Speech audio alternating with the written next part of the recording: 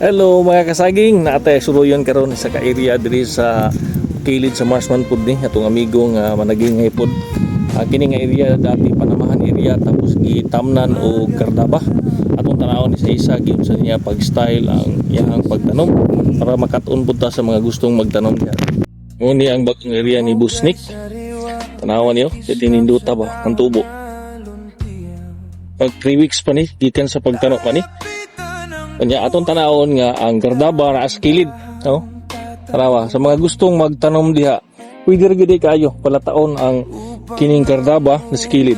Pero kini nga area invested gini siya sa Panama ug kay dati man gud siyang sagingan nga na-abandon unya nahurot gud siya sa Panama.